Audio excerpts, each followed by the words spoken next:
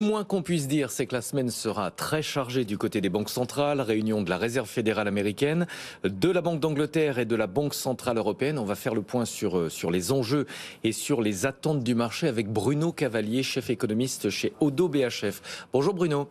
Bonjour. Merci d'être en ligne avec nous. C'est la Fed qui va ouvrir le bal avec la réunion de son comité de politique monétaire. Ce sera demain et mercredi. La Fed a enchaîné 6 hausses de taux consécutives, 4 hausses de 75 points de base. Et elle devrait, a priori, ralentir légèrement le rythme puisqu'on attend cette fois-ci une hausse de taux de 50 points de base. Pourquoi, à votre avis, est-ce que la Fed va ralentir le rythme ?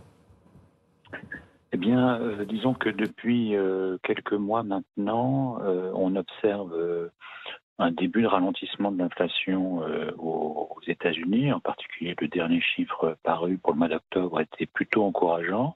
Et à noter d'ailleurs que le chiffre du mois de novembre sera publié juste demain, donc à la veille de la décision. Donc je pense que c'est essentiellement cette idée-là que après, ils ont déjà fait 400 points de base quasiment 400 points de base de hausse de taux depuis le mois de mars. Il y a encore 50 centimes qui va se rajouter cette année. Donc c'est quand même un resserrement monétaire d'une ampleur et d'une rapidité historique.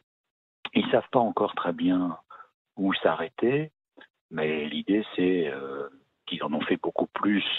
Ils en ont beaucoup plus derrière eux que devant eux. Donc il est assez logique dans ce contexte-là peut-être de ralentir le rythme et de tâtonner, voilà, en cherchant Bruno, le point terminal. on connaîtra demain les chiffres de l'inflation aux États-Unis. Le reflux devrait continuer avec un ralentissement pour le 5e mois consécutif. L'indice des prix à la consommation est attendu à 7,3% pour le mois de novembre.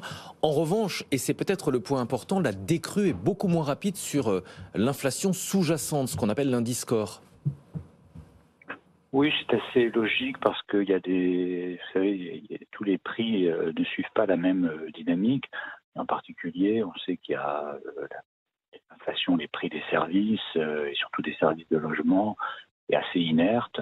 Mais ça, ils ont bien intégré cette idée-là. Donc, je crois que l'idée, c'est aujourd'hui d'avoir confirmation que l'inflation continue sa décrue, tout en sachant qu'effectivement, il y a un certain nombre de catégories de prix où ça va être un petit peu plus lent que ce qu'on observe déjà sur les prix de biens, par exemple. En Grande-Bretagne, on connaîtra mercredi le chiffre de l'inflation. Il devrait légèrement reculer après un pic de 11,1% au mois de novembre. Dans ce contexte, quelles sont vos anticipations pour la réunion de la BOE cette semaine ? Alors, je crois que le marché est positionné sur une hausse de 50 centimes.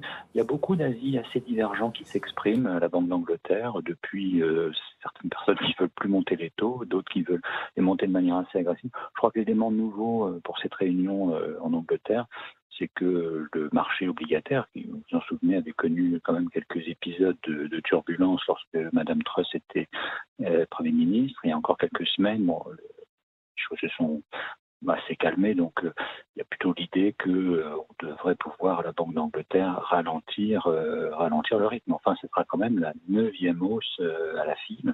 Ils ont toujours une inflation à 2 chiffres, donc il n'y a pas de pause dans l'immédiat qui se dessine en Angleterre.